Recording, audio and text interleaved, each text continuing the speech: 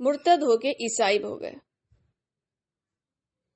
ان کے عیسائی بننے سے پہلے حضرت ام حبیبہ نے خواب میں انہیں نہایت بری اور بگڑی ہوئی شکل میں دیکھا۔ اگلے ہی دن ان کو پتا چلا کہ وہ عیسائی ہو گئے ہیں۔ انہوں نے اپنے شوہر سے اپنا خواب ذکر کیا اور انہیں دوبارہ اسلام کی دعوت دی، مگر انہوں نے انکار کر دیا اور شراب نوشی میں ایسے مصروف ہوئے کہ اسی حالت کفر میں حبشہ میں ہی فوت ہوئے۔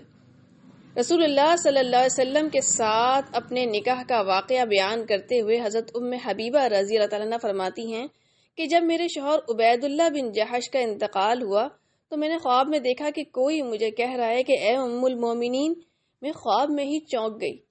پھر اس خواب کی تعبیر میں نے یہ سمجھی کہ انشاءاللہ مجھے رسول اللہ صلی اللہ علیہ وسلم کی زوجیت نصیب ہوگی۔